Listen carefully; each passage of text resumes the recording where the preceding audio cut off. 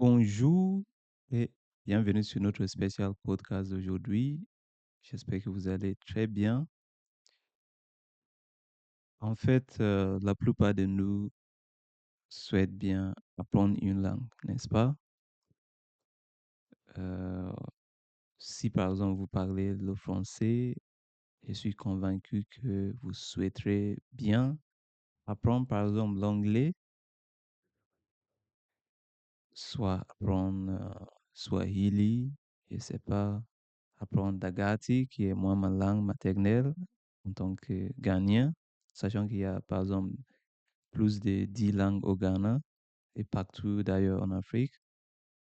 Dans la plupart des pays, il y a certains pays voilà, qui ont moins de langues et c'est toujours très important d'apprendre une nouvelle langue. Comme j'ai donné peut-être des exemples, vous souhaiterez peut-être apprendre Swahili, vous souhaiterez peut-être prendre Dagari ou Dagara par exemple, comme moi ma langue. Vous souhaiterez apprendre peut-être Twi, qui est aussi une langue ghanéenne. Moi, je souhaiterais bien, par exemple, apprendre actuellement en tant que Ghanéen, sachant que le Ghana, en dehors de nos langues maternelles, comme par exemple en fonction de son tribu, moi, par exemple, je suis Dagara, mais la langue qu'on- avec laquelle on étudie à l'école, c'est l'anglais, par exemple. Donc, ça fait que, voilà, je parle anglais en plus de pas mal de langues du Ghana. Et je souhaite encore même apprendre d'autres langues, à savoir Swahili, parce que j'aime beaucoup la musique Swahili. En plus, j'aime en fait cette langue, c'est très intéressant. En plus, c'est parlé par pas mal de pays. Donc, ça veut dire que si j'arrive à parler en Swahili aujourd'hui, lorsque je vais voyager au Kenya, en Tanzanie, à Ouganda, même au Rwanda, même parfois au Congo, je ne sais pas. Je souhaite aussi bien apprendre aussi l'Ingala. C'est aussi une langue qui... J'avais par exemple un ami congolais et me parlait de... Il m'avait montré comment on dit bonjour, mbote, mbote bandeko, bonjour les amis. C'est très, très... C'est incroyable l'Ingala par exemple. Et je souhaite bien apprendre d'autres langues, vous comprenez? Mais ces différentes langues par exemple que j'ai citées jusqu'à là sont des langues qui sont basées, voilà, qui sont localisées en Afrique, comprenez? Mais cela ne réduit pas les importances. Imaginez si la joie, moi qui vous parle, je viens de vous dire que je suis anglophone, entre guillemets. Voilà, je suis normalement Dagara, ça c'est ma langue, mais je suis du Ghana suite aux colonisations, on va dire les choses comme ça doit, voilà. Parce qu'on ne va pas perdre notre identité en disant que je suis anglophone, vous êtes francophone, ça ne veut rien dire. Moi, je suis Dagara, ça c'est mon tribu, ça c'est mon ethnie, je suis africain. En tout cas, et dans mon pays, le Ghana, la langue officielle, c'est en fonction de son tribu. L'anglais, c'est une langue qu'on apprend à l'école. Vous voyez? Donc, puisque je suis né au Ghana, j'ai grandi au Ghana, j'ai fait mes études jusqu'au bac, bah, je parle quoi? L'anglais. Et l'anglais, actuellement, c'est la langue qui est la plus parlée, en tout cas dans le monde entier. C'est la langue scientifique. Donc, si vous qui êtes en train de me regarder, vous êtes d'un pays dans lequel on parle le français, par exemple, vous êtes français de souche, ou bien vous êtes africain qui parle le français, vous êtes mexicain, peu importe, américain qui parle le français, qui parle, par exemple, qui ne parle pas le français, et vous souhaiterez apprendre le français, bah, vous pouvez le faire comme moi je l'ai fait. Je suis d'un pays où le français ne se parle pas. Je ne savais même pas d'où vient, mais aujourd'hui, j'ai le joie ou la joie de m'exprimer en français. Et je peux même, il y a pas, je pourrais même pas mesurer la joie qui est dans en fait, le fait de pouvoir parler dans une langue. de la personne, de votre interlocuteur. Je ne pourrais pas imaginer. Si j'ai, ici que je vis en France, si je devais sortir pour parler aux gens en anglais, beaucoup de personnes ne vont pas vous aider parce qu'ils se disent que voilà, si vous habitez ici, normalement, vous faites des efforts pour apprendre notre langue. Lorsque vous arrivez à parler dans la langue de quelqu'un, la personne va vous donner plus de respect et plus de considération. Et c'est naturel. Ça montre que vous êtes bien assimilé et que vous respectez. En fait, c'est comme ça. On est tous, même vous qui êtes dans, je ne sais pas où vous êtes, si vous êtes au Ghana par exemple, ou vous êtes en Côte d'Ivoire, si quelqu'un, supposons qu'un Français ou une Française vienne en Côte d'Ivoire et elle vous dit bonjour dans votre langue, vous serez content de lui répondre. Donc, c'est très important la langue, peu importe la langue. Vous voyez, c'est pour ça que j'ai parlé des langues africaines, par exemple, même s'ils ne sont pas connus dans le monde à l'échelle mondiale, mais c'est très important si vous arrivez à parler dans chacune de ces langues. Le fait qu'aujourd'hui, j'arrive à parler en français, j'arrive à communiquer au monde entier en français. Avant, il y a juste quelques années, j'étais limité à l'anglais et mes langues ghanéennes. Mais aujourd'hui, le français, c'est un plus pour moi. J'arrive à vivre ici, j'arrive à faire mes activités, j'arrive à m'exprimer. Il n'y a aucune joie plus merveilleuse que ça. Donc, je vous encourage. Et maintenant, moi, je vais vous partager mes astuces pour apprendre n'importe quelle langue étrangère. Comment moi, j'ai pu le faire. Si j'ai pu le faire, ça veut dire que vous aussi, vous pouvez le faire. Vous pouvez apprendre quoi? Une langue étrangère sans aucun problème. Il suffit juste de, comment je vais dire ça? Il suffit juste de respecter ces règles que je vais vous donner. Ce sont des secrets que je vais vous partager. En réalité, c'est très simple, d'accord? Pour apprendre une langue étrangère, pourquoi la plupart des gens n'arrivent pas à apprendre une langue étrangère? C'est tout simplement parce que généralement, ils sont timides. Ça, c'est une chose, d'accord? Ils ont peur que lorsqu'ils vont faire une erreur, les gens vont rire d'eux. Du coup, je ne vais pas faire une erreur, je ne vais pas commettre une erreur, donc il vaut mieux me taire. Donc, alors que la meilleure manière de pouvoir apprendre une langue, c'est de parler. Voilà pourquoi même, par exemple, un bébé, le bébé, normalement, le bébé, l'enfant, il n'a pas encore un cerveau bien développé. Par contre, il apprend une langue à l'âge de peut-être 5 ans. Il arrive déjà à parler dans cette langue. Comment il a fait?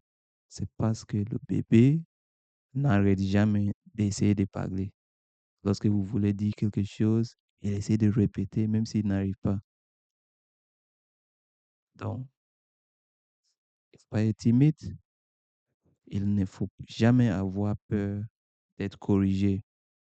Il ne faut jamais avoir peur d'être un sujet de moquerie. Les gens vont se moquer de vous. Ça ne doit pas vous toucher. Moi, j'ai faim d'apprendre le français. J'avais faim d'apprendre le français. Bah, personne ne pouvait m'arrêter. Si quelqu'un essayait de se moquer de moi, ça ne me regardait pas. Parce que j'ai appris le français passionnément. Et j'en suis fier parce qu'aujourd'hui, j'arrive à parler en français et c'est un plus pour moi. Vous qui êtes en train de me regarder, peut-être que vous parlez en français déjà et vous cherchez maintenant à parler l'anglais. L'anglais est indispensable actuellement dans tous les domaines. À l'échelle mondiale, c'est la langue la plus parlée. C'est la langue scientifique, c'est la langue... voilà. Personne ne vous empêche pas de parler votre langue, d'accord? Personne ne vous empêche de parler votre langue. Mais si vous voulez, en fait, comment je vais dire, si vous voulez travailler dans certaines entreprises, il est indispensable de maîtriser l'anglais. Bah là, même si avant que vous cliquiez sur cette vidéo, votre objectif c'était de trouver des moyens pour vous améliorer en anglais. Bah, ça veut dire que vous avez normalement faim. Donc, si vous avez faim, celui qui a faim ne doit pas être timide. Comprenez ce que j'essaie de dire? Ça veut dire qu'il faut aller jusqu'au bout, d'accord? Il ne faut pas dire que non, non, non, ça ne vous regarde pas. Vous comprenez ce que je veux dire? Les gens vont se moquer de vous. Généralement, moi, si quelqu'un se moque de moi, je m'en fous de ces moqueries parce que je sais bien que j'ai ma langue. Je suis d'Agara à la base. Après, j'ai appris l'anglais à l'école. Donc, si je fais une erreur en français, quelqu'un rit de moi, ça ne veut rien dire. Dans ma tête, je me pose la question, est-ce que cette personne probablement même sait comment on dit vient dans moi ma langue?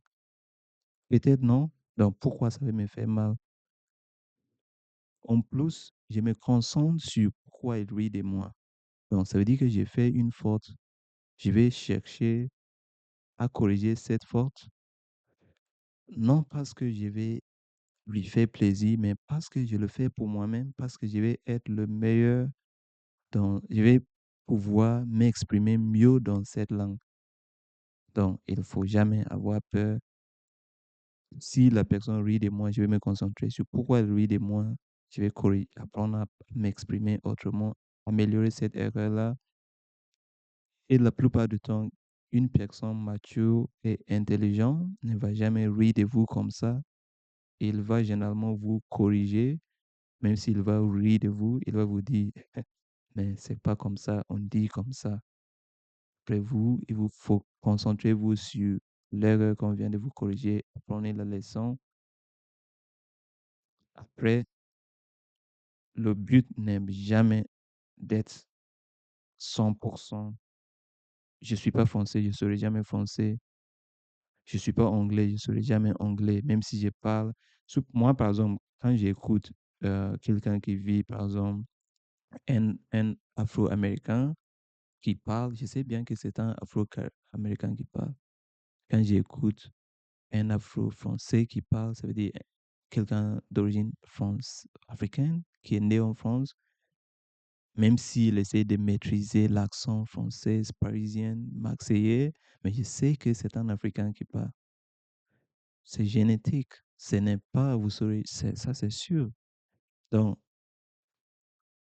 lorsque vous voulez apprendre une langue étrangère ou une nouvelle langue, il faut savoir que le but n'est pas de parler euh, comme un anglais de souche. C'est pas ça le but.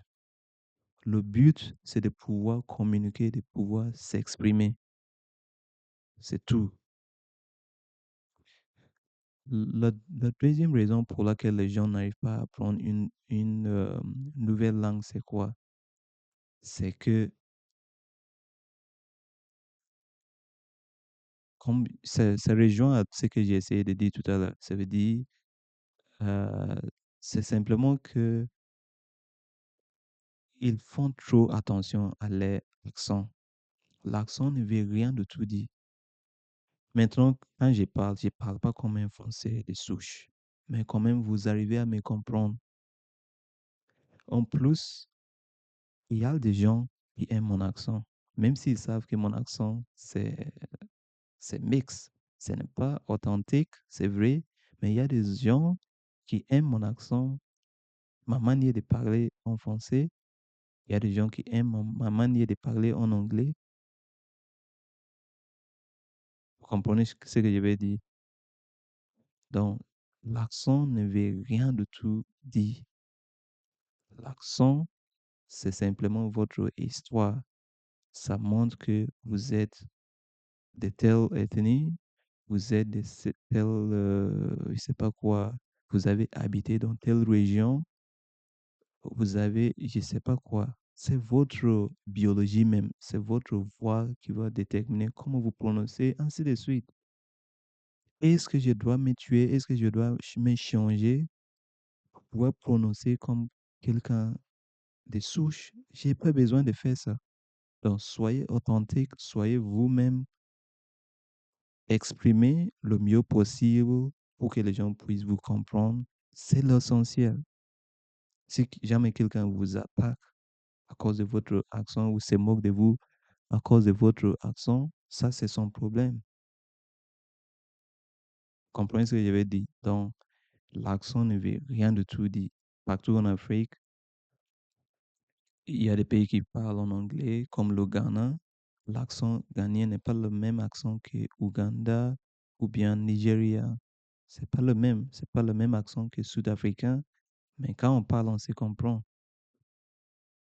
Quand tu parles, par exemple, à un anglais des souches, ça veut dire quelqu'un de l'Angleterre, elle arrive à me comprendre, même si je ne vais pas parler comme si j'étais né en Angleterre. Donc, il ne faut pas trop prendre la tête sur l'accent. L'accent ne veut rien dire parce que c'est lorsque vous avez peur de votre, ou bien c'est lorsque vous faites trop attention à votre accent, bah, c'est normal parce que pour pouvoir mieux prononcer une langue, les mots d'une langue, c'est difficile parce que maintenant vous êtes adulte et vous n'avez pas l'habitude de tourner votre langue pour pouvoir prononcer certains mots, ce serait difficile, c'est normal.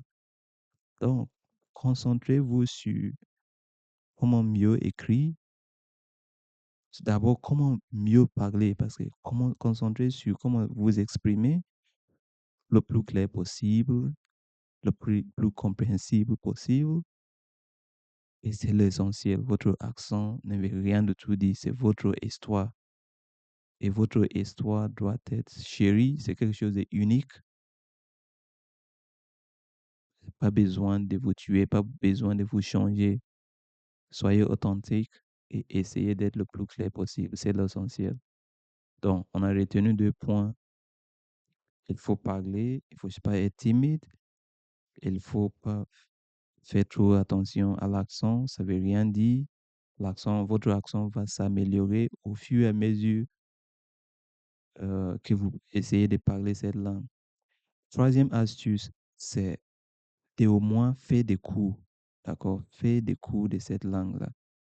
Généralement, par exemple, moi, avant que j'apprenne le français, ou bien lorsque je voulais apprendre le français, je devais faire des cours d'au moins 6 mois. Après, j'ai fait des examens qui m'ont permis d'apprendre les bases de grammaire français. Et avec ça, maintenant, pour euh, avoir des vocabulaires, enrichir mes vocabulaires, lorsque vous avez ces bases grammaire, des grammaires que vous avez grâce à une formation, maintenant vous pouvez simplement faire quoi? Parler, écouter de la musique, ainsi de suite. Lisez, regarder des films si vous êtes quelqu'un qui aime regarder les films. Si vous êtes quelqu'un qui aime la musique, écoutez de la musique, ainsi de suite, dans la langue. Et ça va vous aider dans votre prononciation. Ça va vous aider à accueillir, apprendre de nouveaux mots, ainsi de suite.